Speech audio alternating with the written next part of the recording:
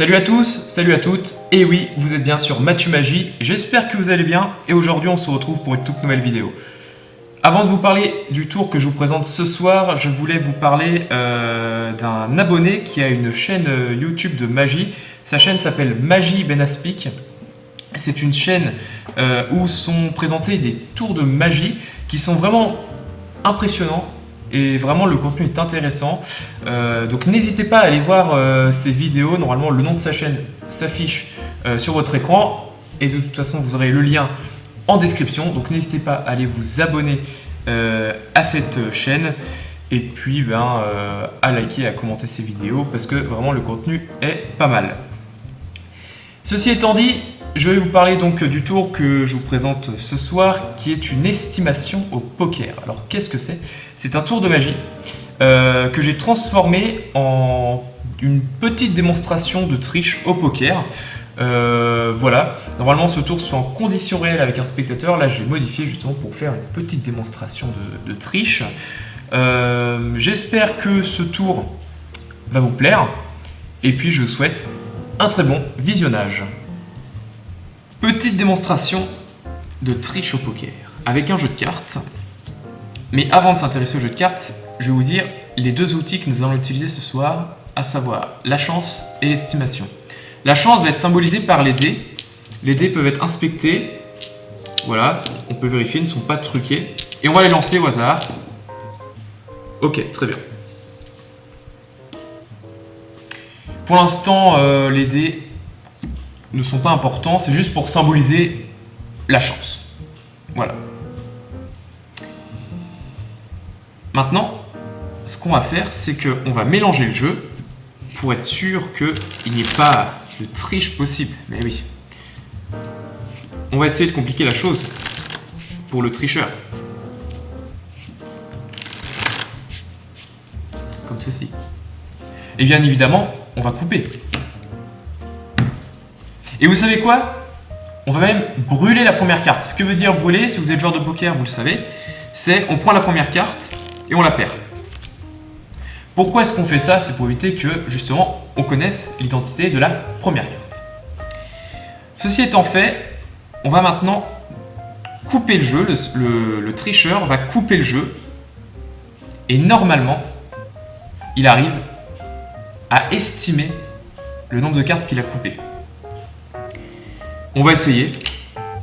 Moi, je pense que, allez, étant un bon tricheur, je pense que là, on doit avoir 15 cartes. On va vérifier. 1, 2, 3, 4, 5, 6, 7, 8, 9, 10, 11, 12, 13, 14, 15, 16, 17, 18. Ah ouais, 18... c'est pas trop à côté de 15, mais bon, c'est pas grave, hein. Les très bons tricheurs peuvent aussi se tromper. Mais ils ont quand même une seconde chance, et étant donné que la première méthode n'a pas fonctionné, ils vont utiliser encore une fois l'estimation, mais d'une autre manière. Ils vont essayer d'avoir un nombre en tête et de couper le nombre de cartes. Par exemple, imaginons qu'ils aient le nombre 29 par exemple. Ils vont couper 29 cartes. Voilà, comme ceci, 29. Et ils vont compter. Et normalement, là, on a 29 cartes. 1, 2, 3, 4, 5, 6, 7, 8, 9, 10, 11, 12, 13, 14, 15, 16, 17, 18, 19, 20, 21, 22, 23, 24, 25, 26, 27, 28. Une carte près. Vous savez quoi? La carte suivante, je la mets en dessous, comme ça, là, on a un paquet de 29 cartes. Ah oui, mais je vous ai dit, c'est un tour de triche. C'est normal que je triche.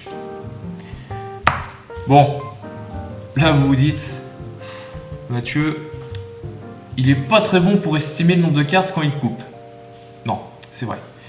Moi, j'utilise pas l'estimation, moi j'utilise la chance au poker. La chance avec les dés. Vous vous souvenez? 3 plus 3, 6 plus 1, 7. Ici, on a une carte. Le 10 de pique. C'est la première carte que j'obtiens. C'est ma première carte de ma première main. Maintenant, je vais compter le nombre de cartes affichées par les dés. à savoir 7. 1, 2, 3, 4, 5, 6. Et la 7e carte se trouve être le valet de pique.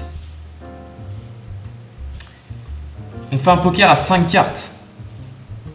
Donc on va prendre une 3e carte. Et on a ici la dame de pique. Carte suivante, le roi de pique. Et enfin, dernière carte, l'as de pique. À savoir une quinte flush royale, la meilleure main possible qu'on peut avoir au poker. Alors je suis peut-être pas très bon en estimation, et par contre, malgré que le jeu de cartes ait été mélangé et coupé, je peux dire que j'ai vraiment de la chance.